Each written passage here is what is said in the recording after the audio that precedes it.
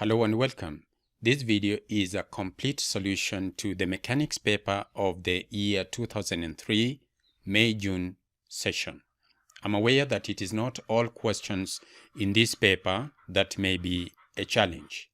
So you have the option of going to the question of your choice. How do you do that? Hover the cursor over the scroll bar, and there are timestamps that I've put there that should direct you to the question of your choice. And without wasting time, let's go to the first question. In this question, we are told that there is a crate of mass 800 kg being lifted vertically at a constant speed. I want to underline this term here because it will come in very handy. By a cable of a crane. Find the tension in the cable, and part 2, find the power applied to the crate in increasing the height by 20 meters in 50 seconds. So let's look at the situation that we have. So what kind of picture do we have in mind?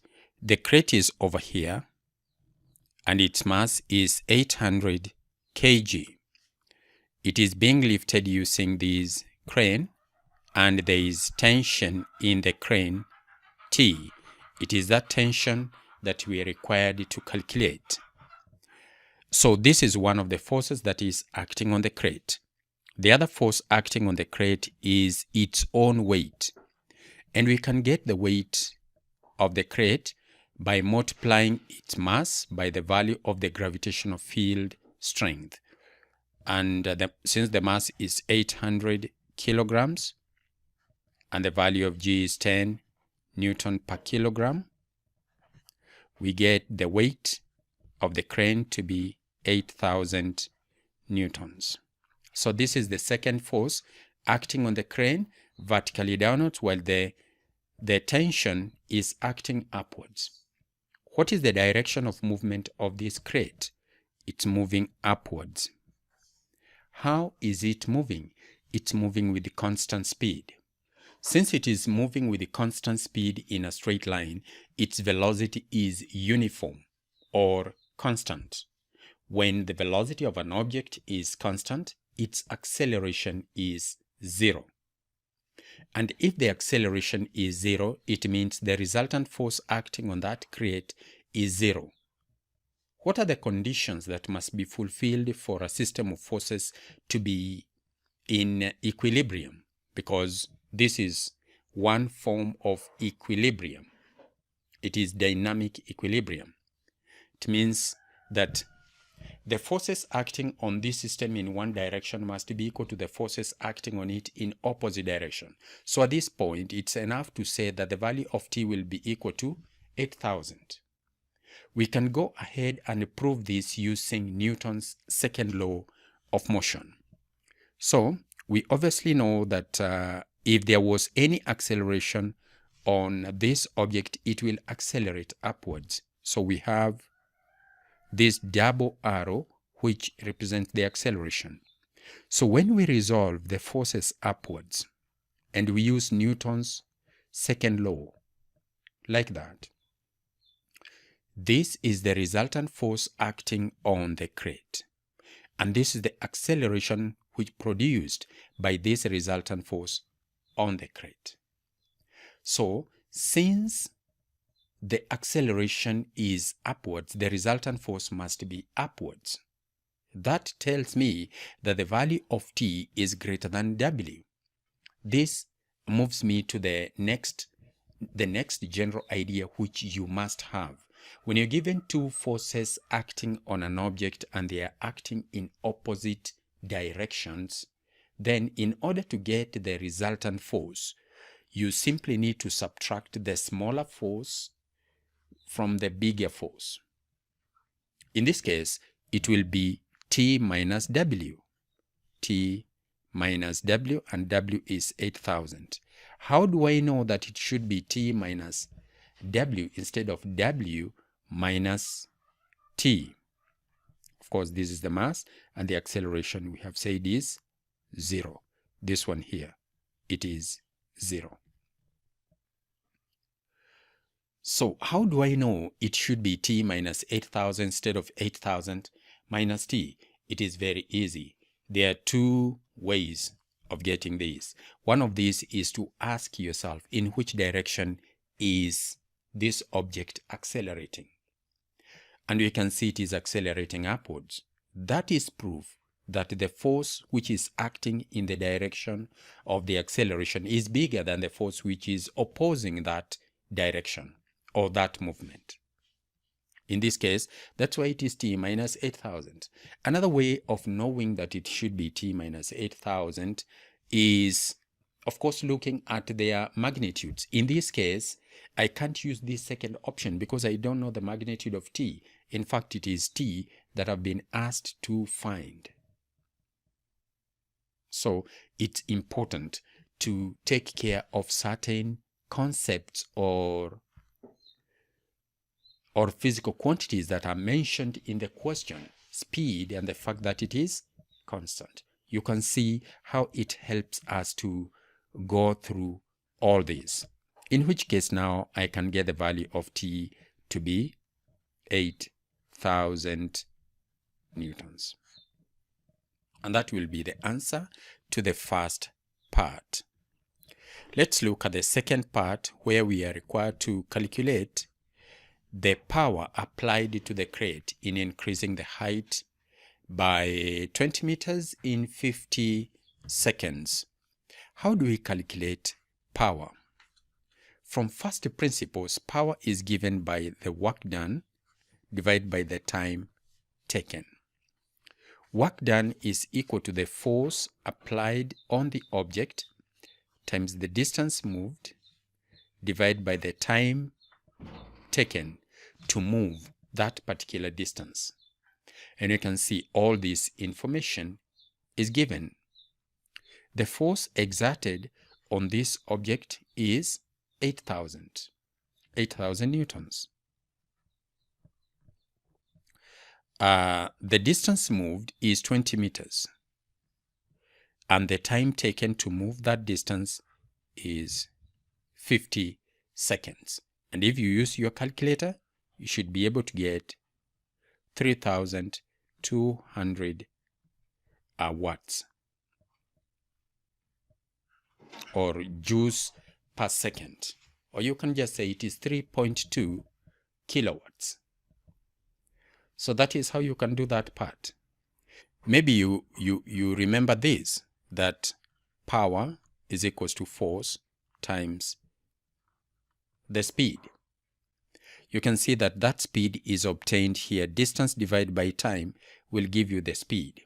Again, it is an equation that can occur to you, and when you go back to the information given, you see that you can be able to calculate that speed from this part here, this part over here. When you divide the distance by the time, you can be able to get this constant speed. In fact, another reason why this constant speed is given is to enable you to be able to calculate that constant speed by dividing the distance covered by the time taken. And this is what gives you 0.4 meters per second, which you can multiply by 8,000 to give you the same value. But you should be careful when you're using this equation here. Power is equals to force times the speed. It is used in two situations. It is used in a situation where the speed is uniform. If the speed of the object is uniform throughout, you can use that equation. But if the speed of the object is changing, you cannot use it. Now, if the speed of the object is changing and you need to use that equation at an instant of time, you need to use that equation. You can use it at an instant of time. At a particular instant, when the speed of the object is this much, you can be able to use that equation, in which case F will be some form of driving force. In this case, we can take the tension in the cable to be the driving force on the crate, because the crate is being driven by an external force. So the driving force is 8,000 newtons. And that is how we would get the solution to that first question. Let's go to the second question. So the second question, just from the look of it, is a system of forces, coplanar forces. What are coplanar forces? Coplanar forces are forces which are in the same plane. I've explained this one before. So we've got three forces and they are oriented to each other as shown in that particular diagram there. And we are told that they act at a point P in the directions shown in the diagram. PQ is the bisector of the angle between the two forces of magnitude 10 Newton. So this angle here will be 30 degrees and this will be 30 degrees. So find the component of the resultant of the three forces. Find the component of the resultant of the three forces. Now, from the onset, at this point, usually when students see a question like this, it's always good to pause and look at the instructions that we've been given by the examiner. We've not been asked to calculate the resultant force. We've been asked to calculate the component of the resultant force in a particular direction. The first direction is in the direction PQ, that is vertically upwards. And the second one is in the direction perpendicular to PQ.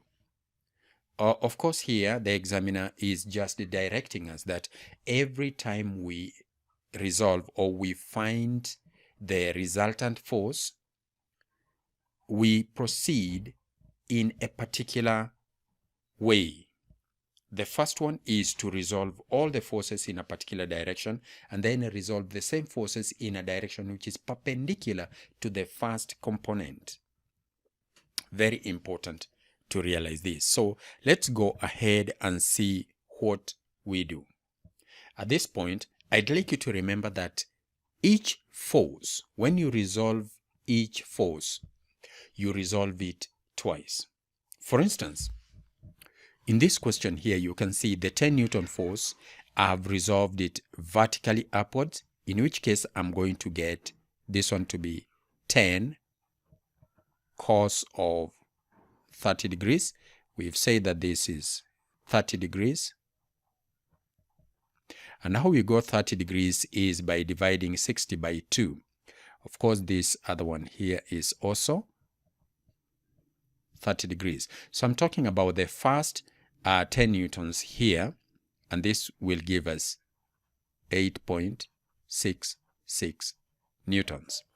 And then we resolve the same force horizontally. We are going to get 10 sine 30 degrees, and that is what gives us 5 newtons. Then after that, we go to the other one. We are also going to resolve and get 10 cos 30. We get 8.66 vertically upwards. And of course, this one will also be 5 newtons. 10 sine 30 this way. This one is 10 cos 30, 8.66. And this is 10 sine 30, 5 newtons. So because we had already calculated it here, I just needed to quote that value there. How about this one? Let's look at the angles. The whole of this angle from here to here is 180 degrees. This is 30 degrees and this is 90 degrees. I need to know this one here. And this angle here, for example, if this is 30 and this is 90, it means the whole of this angle is 120. Since this angle is 120, then this angle here should be 60 degrees, and this one should be 30 degrees. So that automatically means that this one will be 6 cos 30 degrees, and this one will be 6 sine 30 degrees. This one will be 3 newtons. The other one, which is 6 times cos of 30, will be 5.20.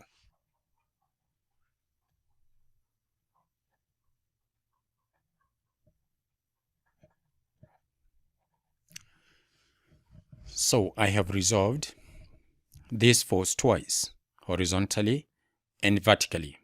After that, I'm going to look at all the forces which are acting in the direction PQ.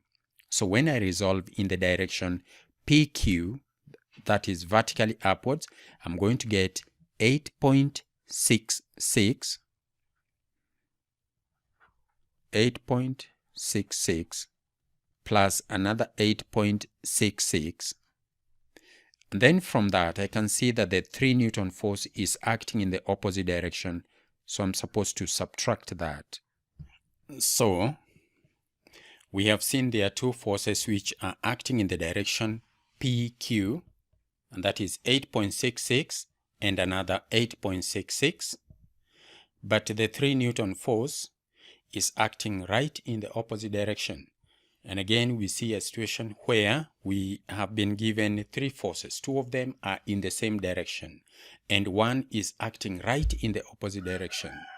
So when we resolve in the direction of the bigger force, we must subtract the smaller force, which is 3 newtons. So let's see what that gives us. So 8.66 times 2 minus 3, it will give me, that will give me 14.32 newtons.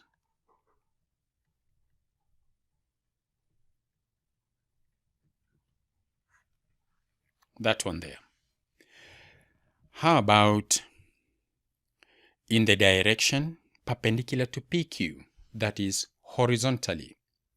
There are 2 forces which are going to cancel out each other. This 5 Newton force and this 5 Newton force will just cancel out each other, and I will remain with 5.2 Newton force. So the resultant force in the X direction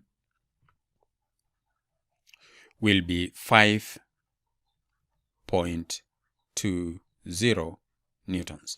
And of course, this was the resultant force in the Y direction. So these are the 2 components of the resultant force. The component vertically upwards and the component horizontally. Now, using those 2, we can go ahead in part 3 and be able to calculate the resultant force. How do we do that? We just need to connect these 2 forces, one which is vertically upwards, or the one which is horizontal, of 5.20 newtons. We connect it to the tail of the one which is vertically upwards like that, of 14.32 newtons, and then we join the first tail to the last head with a straight line. And this will be our resultant force. And because the 2 components are perpendicular to each other like that, we can be able to use Pythagoras theorem. So F will be equal to the square root of 14.32 squared plus 5.20 squared. So let's see what that gives us. So I have 14.32 squared plus 5.2 squared. It gives me 237.8704, and then I get the square root of that value, and I'm going to get 15.42. So this is 15.42 newtons. And that is the resultant force. It's the magnitude of the resultant force. And from this sketch, I've also given you the direction in which that resultant force is acting. And let's go to question 3. Now, question 3 is a question which involves motion graphs. In this case, velocity time graph. Right from the onset, when you are given a velocity time graph, two things should come into your mind. The first thing is the gradient of the velocity time graph, which represents acceleration. And the second thing is the area under a velocity time graph, which gives you displacement. And you can see the first question there is asking you to show in a sketch of the diagram the region whose area represents the displacement of P from O at the instant when Q starts to move. Okay, first of all, we did not even read the question, but I suppose for you to be playing this video, you may have read this question. However, let's read it together. The diagram shows the velocity time graph for the motion of two cyclists, P and Q, who travel in the same direction along a straight path. Both cyclists start from rest at the same point O, and both accelerate at 2 meters per second squared up to a speed of 10 meters per second. Both then continue at constant speed of 10 meters per second. Q starts his journey t seconds after P. Of course, it is given here, this t over here. So it means that by the time Q starts, P would be here. This area represents the distance or the displacement of P by the time Q starts to move. In fact, I've already shown that in this sketch here. So this area here represents this part, the displacement of P when Q starts to move. So part 2, given that P has traveled 16 meters at the instant when Q starts to move, in other words, this area is equal to 16, has got a magnitude of 16, because the area under a velocity time graph gives you displacement. You're told that that displacement is 16 meters. So we are asked to find the value of T. Now, how do I find this area? I have to think about a half times the base, which is that, times the height. The height here. This is the base, which is t. This is the height. So, this height here is the velocity of the object after time t. How do I get that velocity? Can I be able to use u plus at to get that velocity?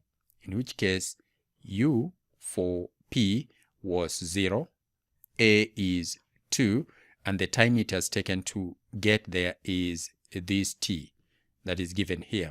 So what I'm going to do, I'm going to have the half times the base, which is t, times the height, which happens to be 2t. And you can see that this one gives me t squared. 16 is equals to t squared. That means that t is equal to 4 seconds. So from here to here is 4 seconds. So let's look at part 3. The distance between P and Q when Q's speed reaches 10 meters per second. So P is always ahead by a certain distance. By the time Q reaches 10 meters per second here, in fact, I have that in the next sketch, but it's good to agree at this point that this will be the difference between them. Because if I get this triangle and slide it back, you will see that what is left here will be the area of this rectangle. So the area of this rectangle represents the distance between P and Q. It is the distance of separation between the two cyclists by the time Q reaches 10 meters per second. So, like I said, I have already put that in a neat sketch here. Now, because this line and this line are parallel to each other, and we have seen that this is 4 seconds, this one is also 4 seconds from here to here. It's also 4 seconds. The height over here is this velocity, which is 10. So this area here, you can see that it will be equal to 4 seconds times 10 meters per second, and we get 40 meters.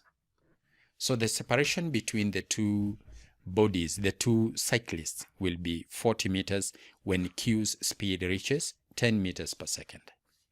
And that question is just as simple as that. Just to review this, in the whole of this video, there are some certain concepts which I will repeat over and over again. And this is important because when you want to understand certain concepts well, you've got to repeat them over and over again. That is exactly what I'll be doing so that you can be able to integrate that within your structure of knowledge of that particular concept. So, what are the concepts which are important when you look at velocity time graph? You've got to remind yourself of two things: the gradient, which represents the acceleration, and the area, which represents displacement. The rest of it is about now trying to see how the information which you know fits into the questions which they're asking you. And that's it. That's it about question 3. Let's go to question 4. Question 4 is about differentiation and integration, where we are given that a particle moves in a straight line. Its displacement t seconds after leaving the point O is x meters, where x is given by this expression. So you can see that the displacement x is a function of time.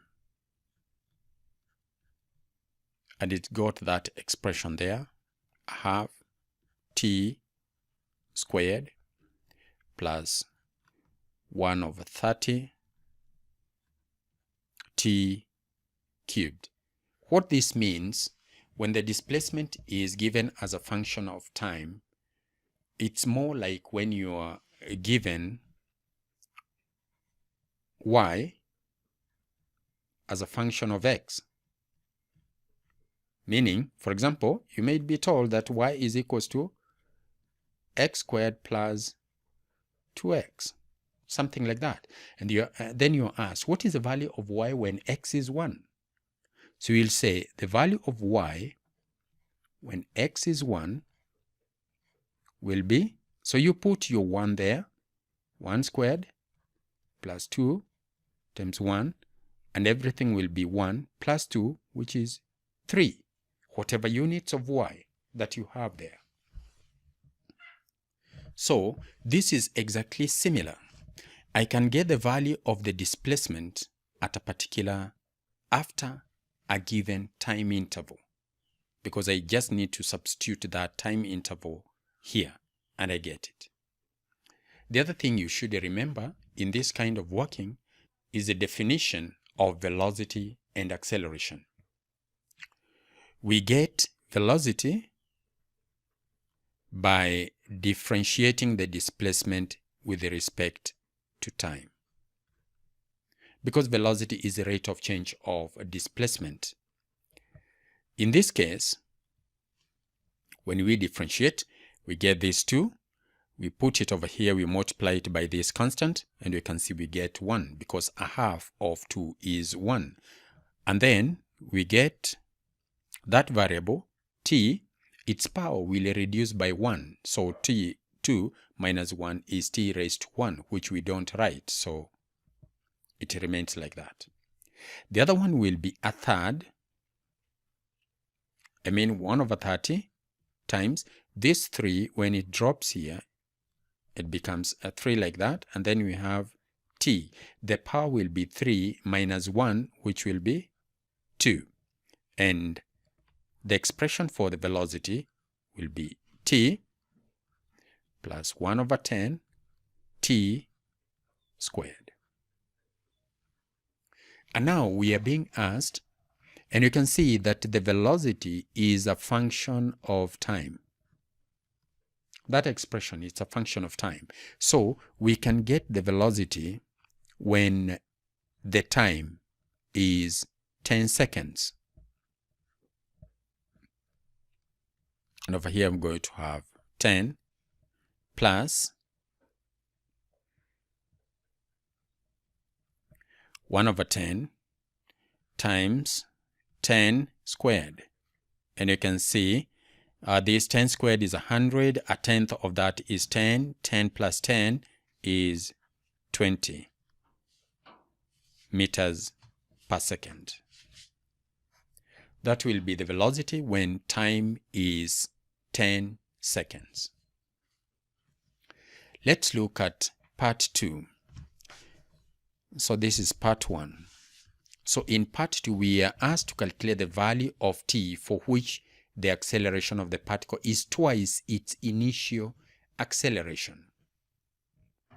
At this point, I want to point out that by initial acceleration, we mean the acceleration the object has when t is 0.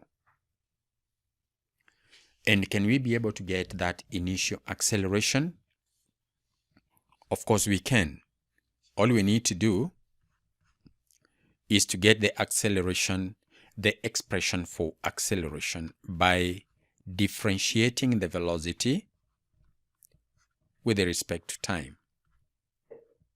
In fact, when we move from displacement to velocity to acceleration, we are differentiating because each one is defined as a rate of change of the previous one.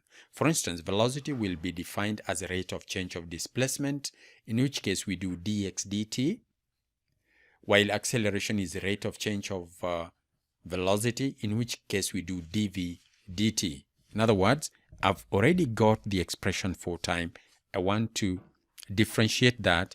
When I differentiate this with respect to time, I get 1. At this point, I am assuming that you know how to differentiate simple expressions like these ones. So it will be 1 over 5 times t. So what is the initial acceleration? Initial acceleration is the acceleration the object has when time is 0. So that means that this expression here will be 0, and I'm going to remain with 1 meter per second squared. That is the initial acceleration of that object. The initial acceleration of that object. So the question here is talking about the value of t for which the acceleration of the particle is twice its initial acceleration. So what is twice that? It is 1 times 2. That is twice the initial acceleration. Let's go back to the expression. The expression for the acceleration is 1 plus a fifth of t. So of course we are going to get 2 is going to be equal to 1 plus a fifth of t. When we rearrange here, we find that 1 is equal to t over 5.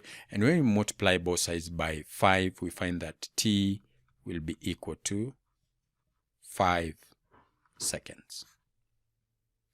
And you can see the value of t for which the acceleration of the particle is twice its initial acceleration is 5 seconds.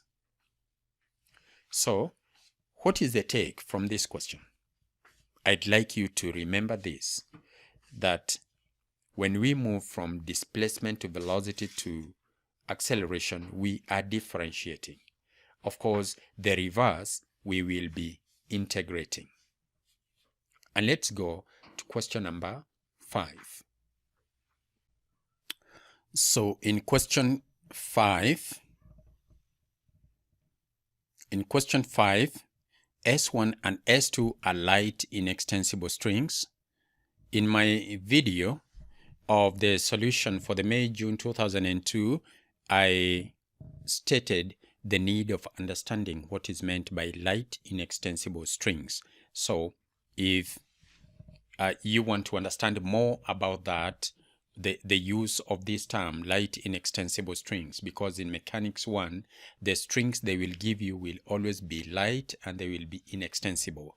Play that video and you will have a deeper understanding of that particular concept.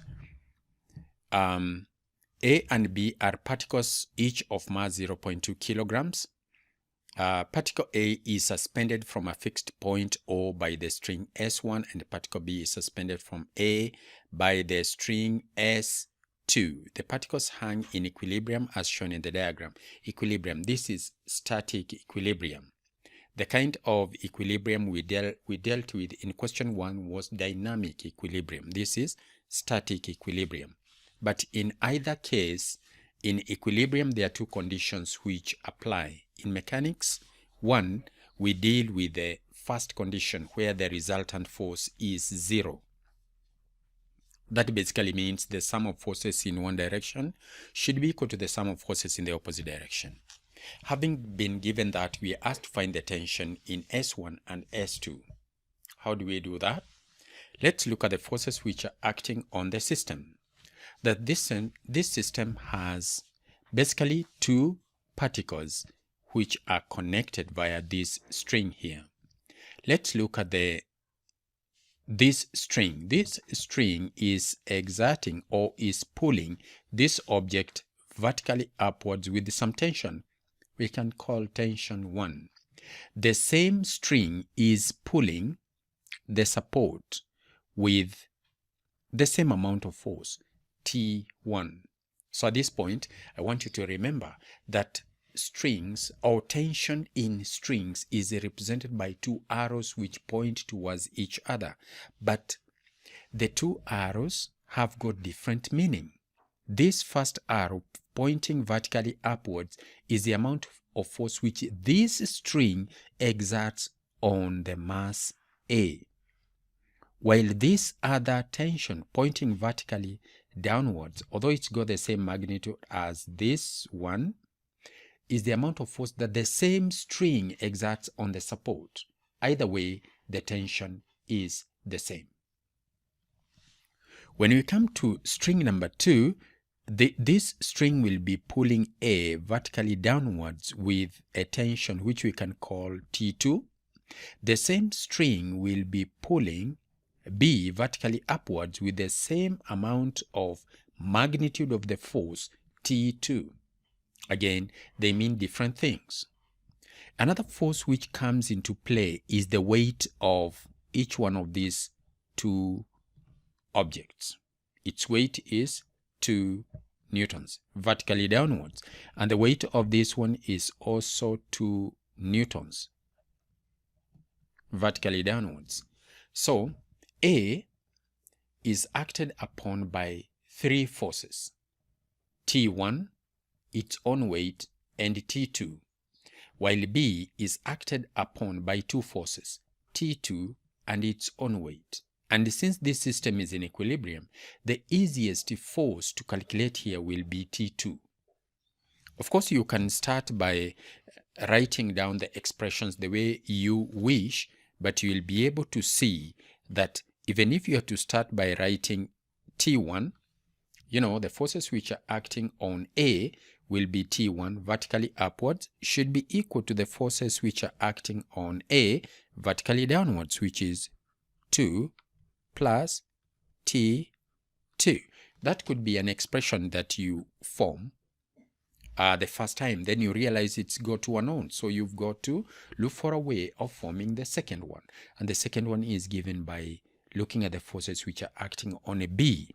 Sum of forces acting on B upwards is T2. Sum of forces acting on B downwards is 2.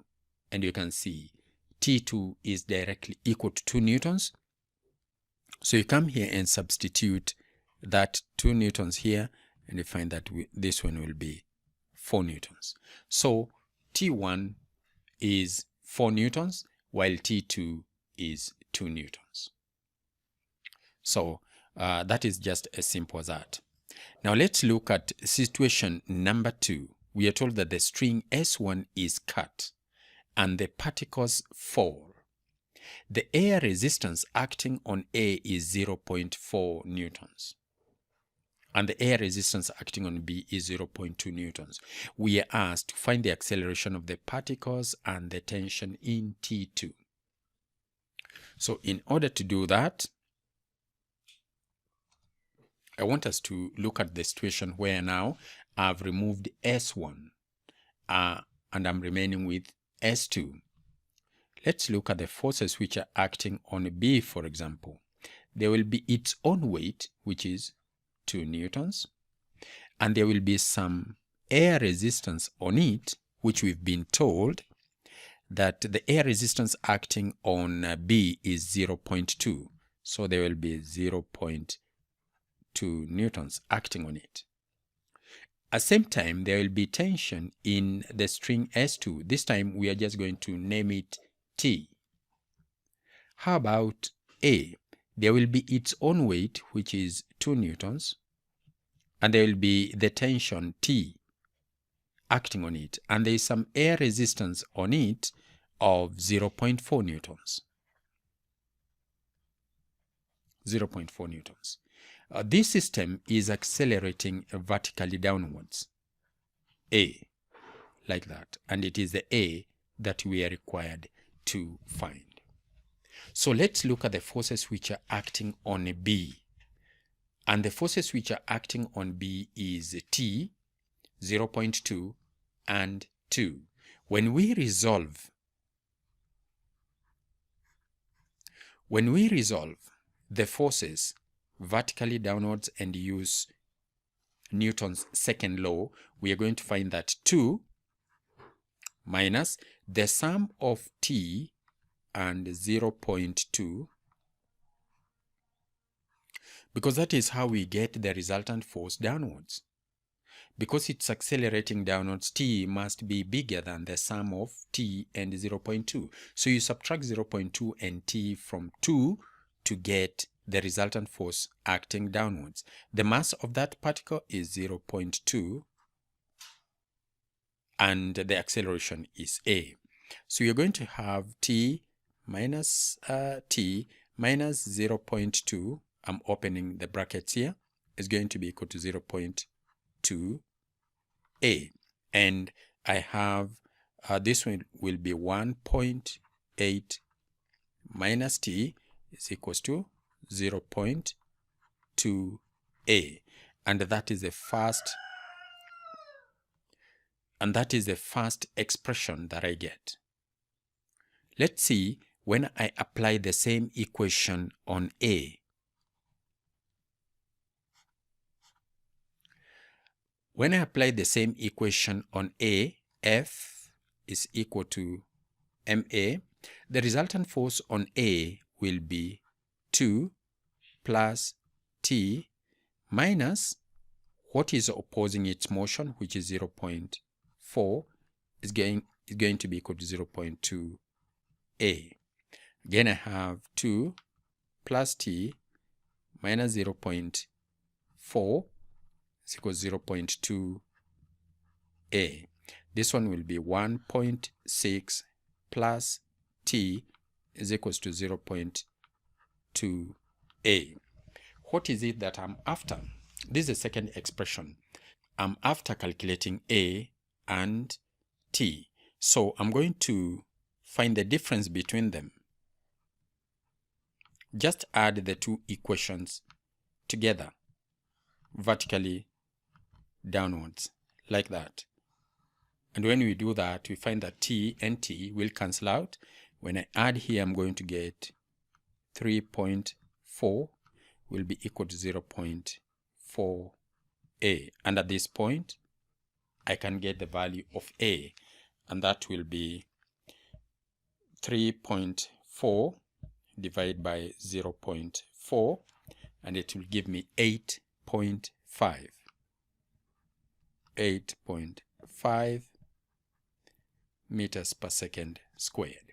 Now I can get that value of A and substitute it into an equation like this. I can come here and say this is 1.8 minus T, which is going to be equal to 0.2 times 8.5. So let me multiply that one by 0.2 and I get 1.7. So 1.8 is equal to T. I bring the T to the other side. Of course, I'm going to add 1.7. And you can see that T will be 1.8 minus 1.7, which is 0.1 newtons. And that will be the tension in the cable. There are a few things that I want you to take away from this question. And one of them is this: the need to show all forces that are acting on a particular particle. If it is connected particles, you've got to isolate them and look at each individual particle. Don't look at it as a whole body.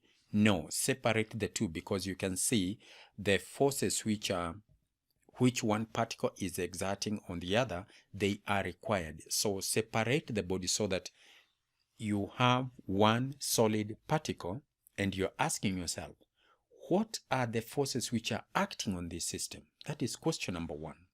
So there is need to show all the forces acting on that particle without leaving out any of the forces. Number 2, it is important for the case of strings to know how to show tension in strings. And tension in strings is represented by 2 arrows which point towards each other. But each of those arrows, although they've got the same magnitude, has got different meaning. What I mean is that when you look at this T, it is the amount of force that the string exerts on A. But the same T pointing upwards is the amount of force that the string exerts on B. And then lastly, ask yourself, what is the state of the system? Is it in equilibrium? In which case I equate opposite forces. Or is it accelerating? In which case now I use F is equals to ma. And be patient. Once you see that you're getting an equation with unknowns, maybe 2 unknowns, just realize that you've got to form a second expression with the same unknowns and then use simultaneous method to try and eliminate one of the unknowns. And I hope you're going to play this video over and over again and be able to see how I went through this particular question. I'm going through each step by step so that you will be able to understand. The idea is to understand. The idea of this video is not for me to tell you what the answers are. If you wanted that, you can quickly check it out online and you'll find the answers first time. That is not the aim. My aim is to explain how those answers have been arrived at. It's not to tell you what the answers are, but to explain to you how they have been arrived at. And let's go to question 6. In question 6, we have a small block of mass 0.15 kilograms moves on a horizontal surface. The coefficient of friction between the block and the surface 0.25. The first part is find the frictional force acting on the block. And I've removed the rest of the questions here because I can be able to work out the frictional force without looking at the other details. So this is the surface, and on that surface we've got a block which is resting on it. This block has got a weight W of magnitude 1.5 newtons, and the normal component of the contact force, R, has got the same value as this. We've been told that the block is moving. Let's assume it is moving to the right like that. And therefore, because this surface is rough, there is some friction force here. And because the coefficient of friction is given, we can work out the friction force by multiplying the coefficient of friction by the value of the normal reaction. So the coefficient of friction is 0.025. R is equal to the value of the weight of the object, which is 1.5. And that will give us 0.025 times 1.5. It will give us 0.0375. 0.0375 newtons.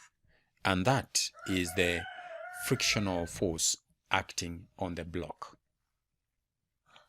Let's look at the second part, or the amount of information that we are given. We are asked to show that the deceleration of the block is 0.25 meters per second squared. Now, right on the onset, I want to state that when you find the examiner asking you to calculate the deceleration, these questions, there is no equation which allows you to calculate deceleration. The equations which are there allow you to calculate acceleration. When you calculate the acceleration and you find that it has a negative sign, then that acceleration will be given the term deceleration. So we will set out to calculate acceleration and find that it has a negative sign, and that negative sign will be negative 0.25 meters per second squared. So we've seen that on that block there is a friction force of 0.0375 newtons. And since the block is moving to the right, we want to determine that acceleration.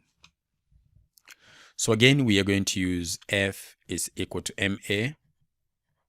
It's accelerating to the right, so the force acting on the block to the right is 0. Remember, this block does not have any engine, so the force opposing that will be 0.0375 is equals to the mass of the block, which is 0.15 times A.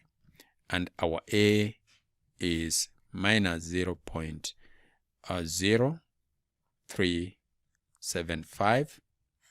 You divide all that by 0.15. So let's see what that gives us. So I'm going to divide that by 0.15, and I'm going to get 0.25. Of course, there is a negative sign of 0.25. And this is what I was just saying a moment ago. When we set out to prove that the deceleration is this much, we set out to calculate the acceleration. Then that acceleration, we expect it to have a negative sign. Don't force the negative sign. Use this equation appropriately.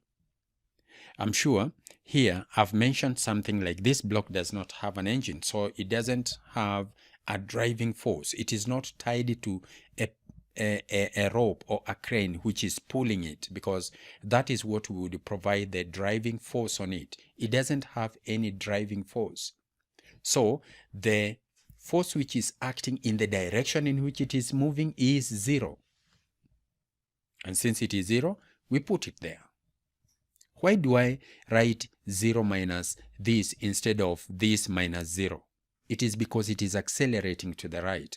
And because it is accelerating to the right, the force which is acting on it to the right, which is 0, minus the force which is opposing that movement, which is this much, is equals to ma.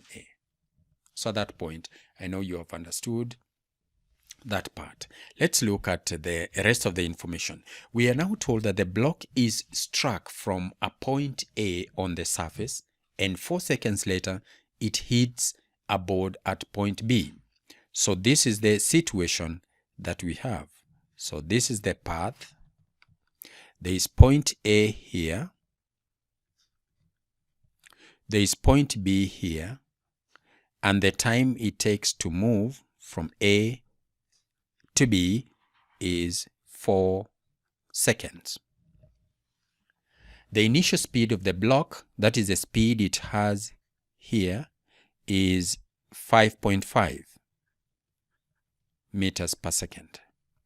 We are asked, what is the distance AB?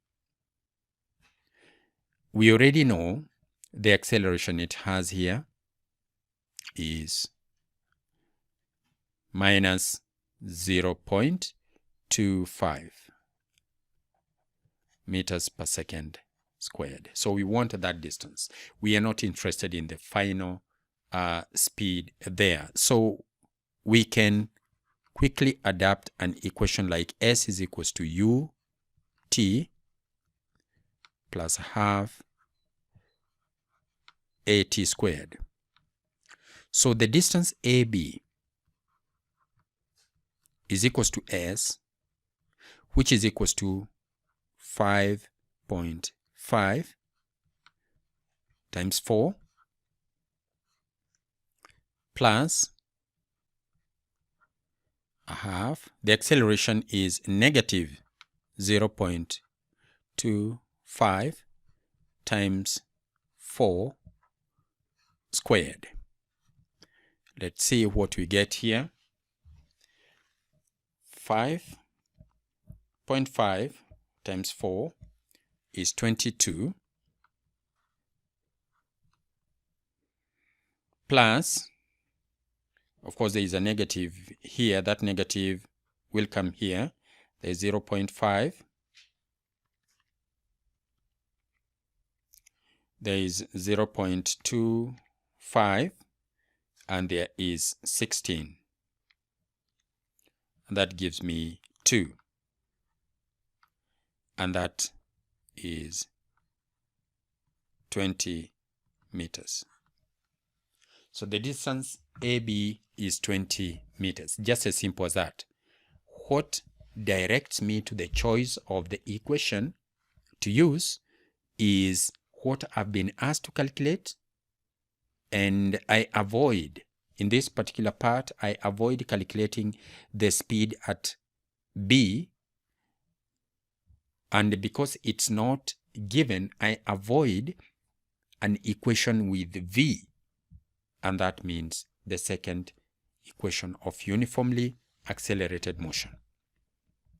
Let's look at part 4.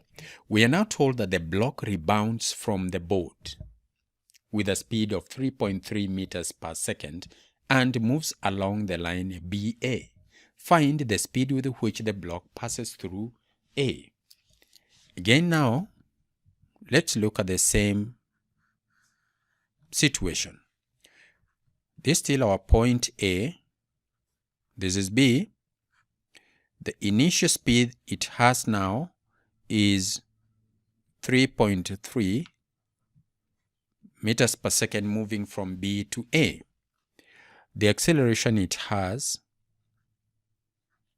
we know it. It is minus 0.25 meters per second squared. We want the speed that it will have at A. How much speed will it have after covering the same distance of 20 meters? I'm now using the information from the previous question. You can see from the previous question, I already have the distance AB. It will be equal to the distance BA. I'm using the acceleration just like I had been told to prove it.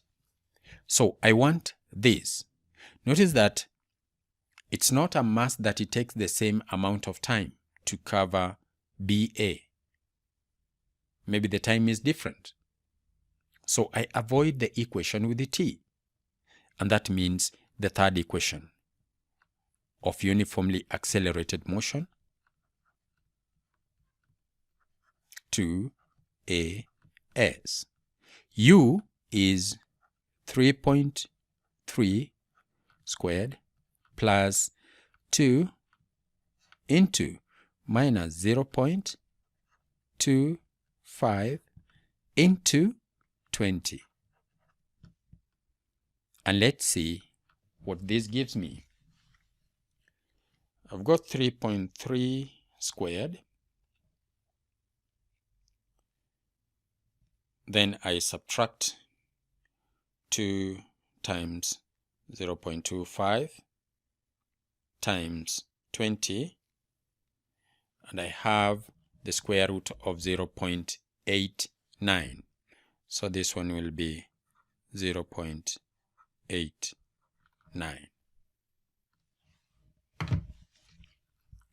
So to get the speed v, remember this is the speed it has at point A.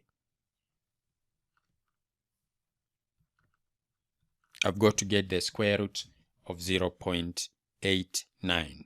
So square root of 0.89, and I find 0.94.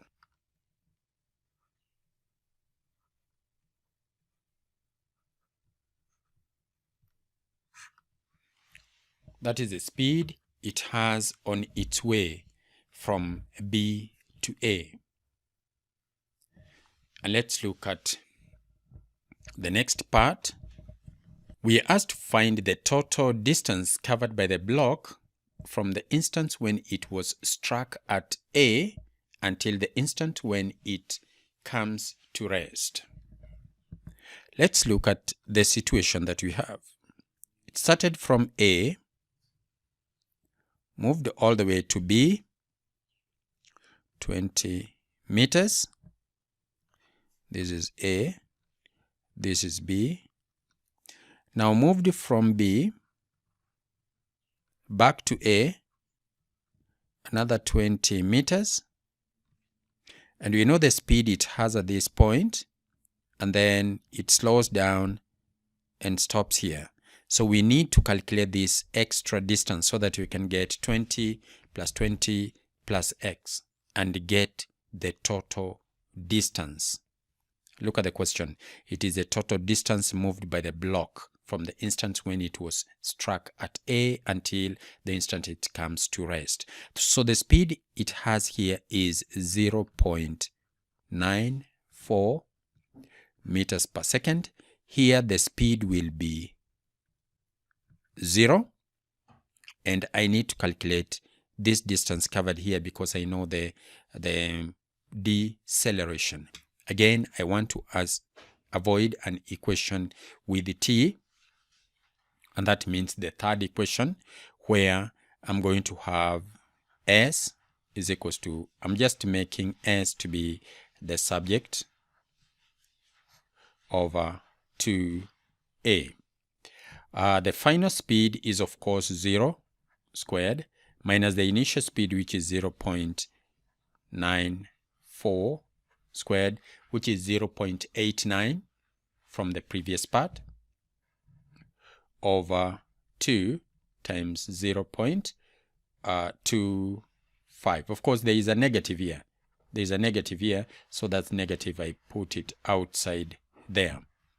So let's see what we get. So this one will be 0.89 divided by, of course, there is a negative here. There is another negative here, which gives me 0.5. Of course, the negative and the negative cancel out, and this is what I have, 0.89 divided by 0.5. I have 1.78. 1.78 meters. And so the total distance, total is 20 plus 20, which is 40, plus 1.78, and I get 41.78 meters. That is the total distance. It is the total length of the path followed by that object. And let's go to question 7. So finally, let's look at question 7, which is the last question. What are we told here? We are told that the diagram shows a vertical cross-section A, B, C, D of a surface. The parts AB and CD are straight. So this and this, they are straight and have lengths 2.5 meters and 5.2 meters respectively. AD is horizontal, and AB is inclined at 60 degrees to the horizontal. The points B and C are at the same height. B and C are at the same height above AD. The parts of the surface containing AB and BC are smooth. AB and BC are smooth. So AB and BC are smooth. It means that CD is rough. A particle P is given a velocity of 8 meters per second at A in the direction AB, and it subsequently reaches D. The particle does not lose contact with the surface during this motion. Find the speed of P at B. Over here, I can work out this using energy considerations. I can say that the total energy this particle has at this point is equal to the total energy it has at that point. The energy it has at this point is 0 potential energy and some kinetic energy. The energy it has here is some kinetic energy and some potential energy. But the energy it had here is equal to the energy it had here. After all, it has not lost any energy because this path, we are told that AB and BC, they are smooth. So the kinetic energy lost will be equal to the gain in potential energy, because definitely the kinetic energy it has here is less than the kinetic energy it has here. So we can say the change in kinetic energy is equals to the change or gain in potential energy. How do we calculate kinetic energy? We calculate it by using a half m into the speed it has here, which is v squared, minus the speed it had here, which is u squared, is equal to mg h. There is this height here, mg h. At this point, you can see that when I use this, it gives me an opportunity to get rid of m. So substitute a half.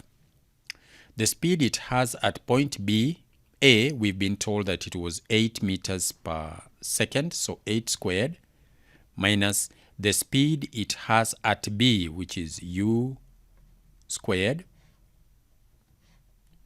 And the value of g, we are going to take it to be 10, and h can be worked out using this hypotenuse and the opposite.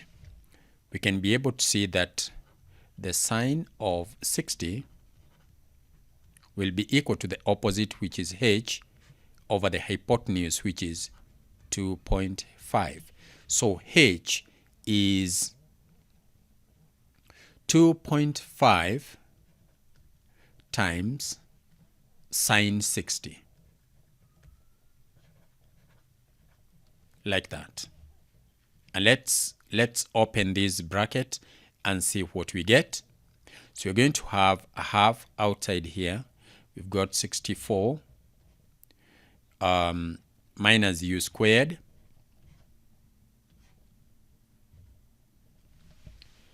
And that gives us, that will be 25 times sine of 60.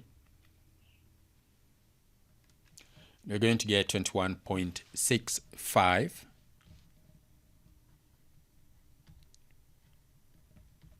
21.65, I can multiply it by 2.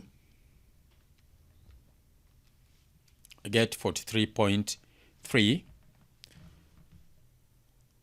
So over here I'm going to get 64 minus u squared is going to be equal to 43.3. Of course I get 64.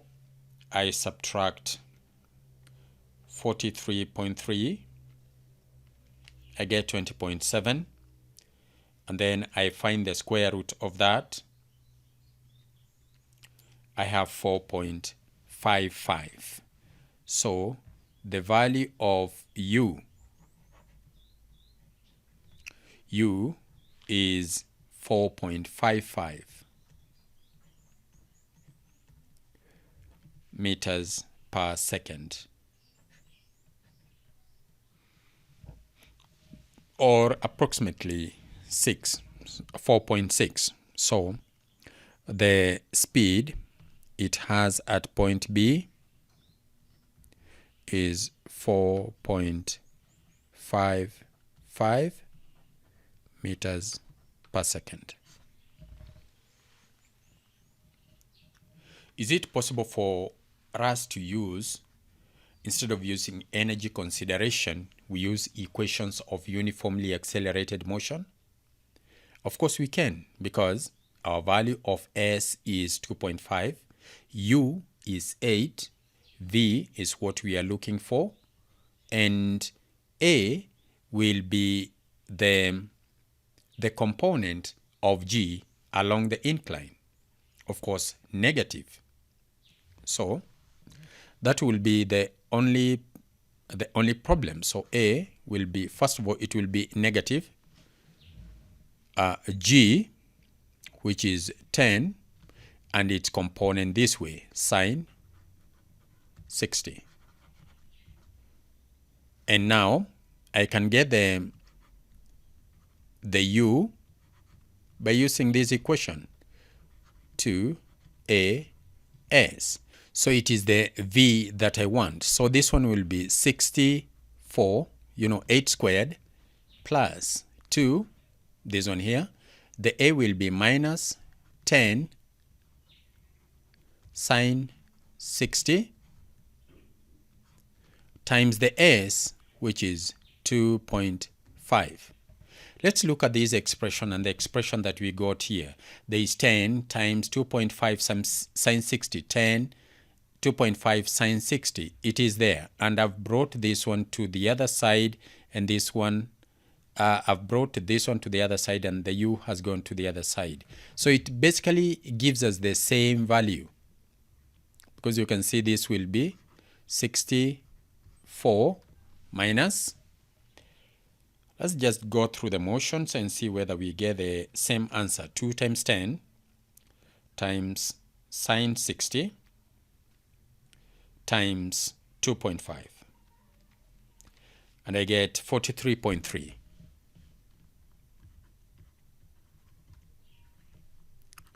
And you can see that 43.3 is here. 64 minus 43.3 is there. So 64 minus 43.3, I get 20.7. 20.7. And therefore V is going to be the square root of that answer. And I get 4.5497, which is approximately 4.55. So it can be worked out using two methods. One using energy considerations, the other one using equations of uniformly accelerated motion. The next part there, we have been asked to show that the maximum height of the cross-section above AD is less than 3.2 meters. That maximum height, show that the maximum height of the cross-section is less than 3.2. That is this height here.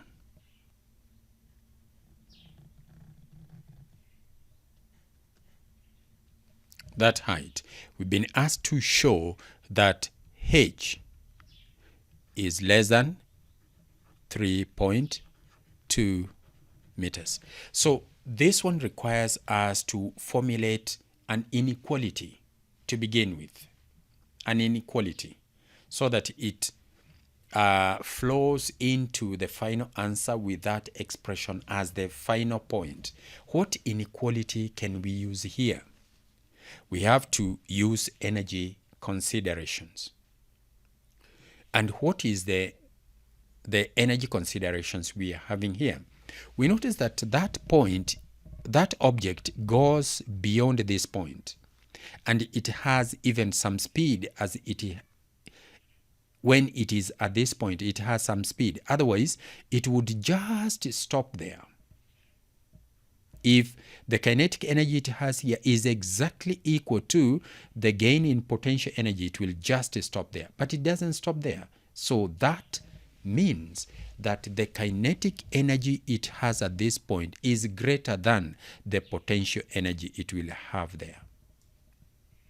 So we can formulate this statement like this. We can say the kinetic energy EK at point A is greater than E potential at X, for example. What is the EK at A? I have mu squared greater than mg h. The m's, like I said, they will cancel out. So I'm going to have a half times 8 squared, which is 64. This expression here is greater than 10, which is g, times h, or 10h. This one will be 32 is greater than 10h. Divide by 10 both sides. I'm going to get 3.2 is greater than h, or h is less than 3.2 meters, which is what I set out to prove. H is less than 3.2. So, in my own opinion, you don't start by using an inequality here, equal sign. If you use equal sign, that the kinetic energy the object has here is equal to the potential energy it has there, you will be making a mistake, because there is no way it has locked out the possibility of using this inequality. So you must use energy considerations carefully. And that is how you would work out part 2. In part 3, we are asked, state briefly why P's speed at point C is the same as its speed at point B. And here it is just putting down a statement. The total energy that object has at point B is equal to the total energy at point C. And because this height, the vertical height at point C and the vertical height at point B is the same, it means that the potential energy the object has at point B is equal to the potential energy it has at point C. That means whatever potential energy it will lose here, whatever potential energy it will gain here, it loses it here. And whatever kinetic energy it loses here, it gains here. It is basically because the total energy the system has, or the object has at point B, is equal to the total energy it has at point C. Any gain in potential is equal to the loss in the same potential energy. For example, in moving from point B to X, it gains potential energy, and in falling from X to C, it loses the same potential. So whatever potential energy it gains at the expense of kinetic is equal to the potential energy it loses at the advantage of an increase in kinetic. So whatever kinetic energy it loses here is equal to the kinetic energy it gains here. The kinetic energy lost is equal to the kinetic energy gained. Hence, the speed at B is equal to the speed at C. Finally, we have the frictional force acting on the particle as it travels from C to D is 1.4. Remember, we know the speed at point C. It is 4.55 because we got the speed at point B, 4.55 meters per second. It is the same speed it has at point C. Now we are told the friction force acting on the particle as it travels from C to D is 1.4 newtons. Given that the mass of the particle is 0.4 kilograms, find the speed with which P reaches D. So on its way here, it's going to encounter resistance. So let me have this clean page here. On its way here, there is some resistance force, F, friction, which is 1.4 newtons. The speed it has at point C, U, is 4.55 meters per second. And we are asked, let me go back to the previous part. Given that the mass is 0.4 kilograms, find the speed with which it reaches D. So, its mass is 0.4 kilograms. We want the speed with which it reaches point D. What are the considerations here? There is this resistance force. The resistance force is going to, of course, this resistance force must be pointing in the opposite direction. So let me change the arrow to point in this direction, like that. The object is there. One of the forces acting on it this way is its weight, mg, sine of this angle, sine theta. That is one of the forces acting. And then there is this one here. U was 4.55. So we need to know the acceleration it has down the incline so that we can determine the speed with which it reaches here. So how do we get that? On its motion from C to D, we use a resultant force is equals to ma. We resolve down the incline. So we are going to get mg sine theta minus 1.4, because one of the forces that tends to make it to move down is this component of its weight down the incline. But then it encounters some resistance there, like that. So, in order to get that resultant force, I've got to get that force minus that, which is equals to ma, and m is 0.4a. So, over here, I already know that this one is 0.4 times 10. I get 4. Sine theta, let's look at this right-angled triangle here. There's this h here. there is this h. So sine theta is going to be equal to the opposite, which is h, divided by the hypotenuse, which is 5.2. Do I know h? Do I know this h here, which should be equal to this h here? Let me see whether I had worked it out previously. Let me see. H was actually 2.5 sine 60. So 2.5 sine 60 is equals to 5.2 sine h is 2.5 sine 60, okay, divided by 5.2. How am I getting 2.5 sine 60? It's because sine 60 is opposite over 2.5. So h is 2.5 sine 60. So 2.5 sine 60 divided by 5.2 is equals to sine theta. And remember, it is sine theta that I wanted here. So 4 times, so instead of that sine theta, I'm going to have sine theta is 2.5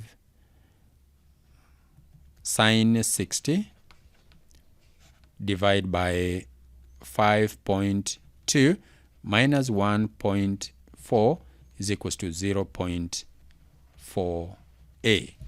Remember here, the idea is to work out the a, and then I use a in equations of uniformly accelerated motion.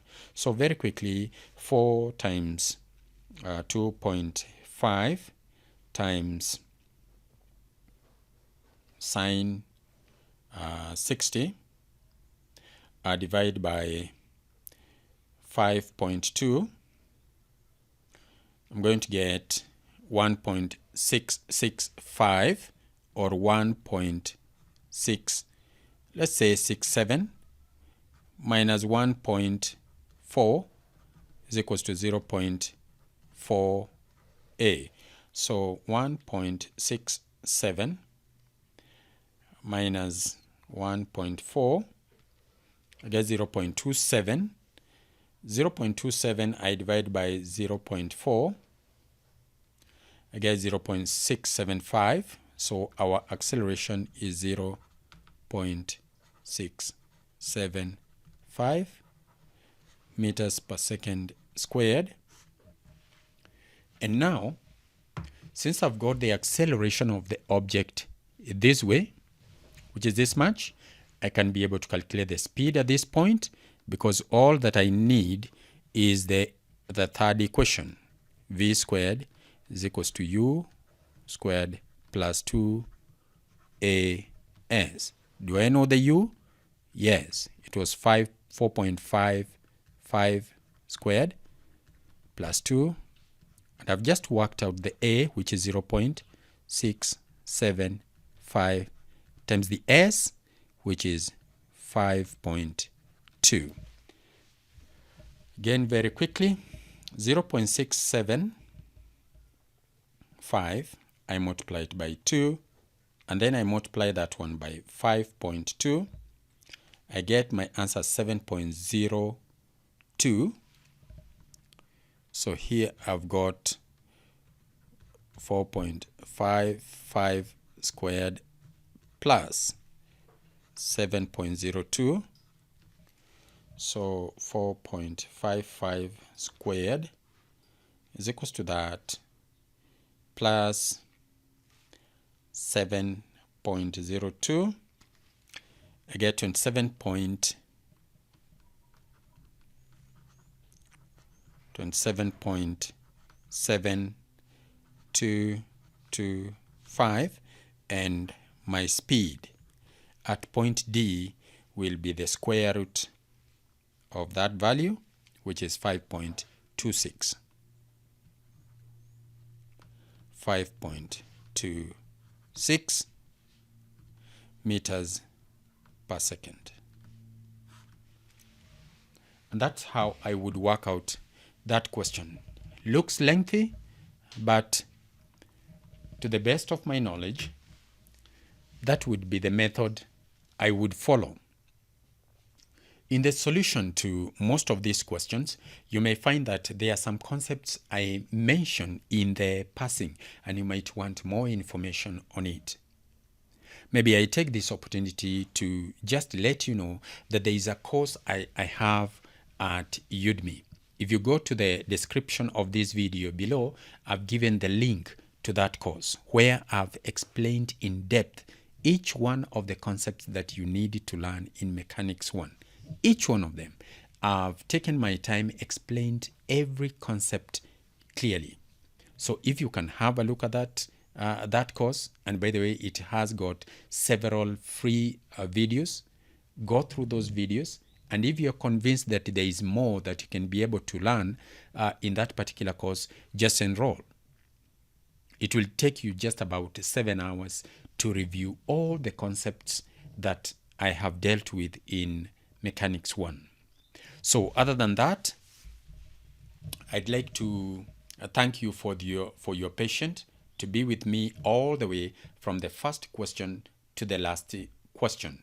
Go through this video, use the timeline to skip to the questions of your choice, and I hope to see you in the next video where I'll be covering another complete paper in Mechanics 1.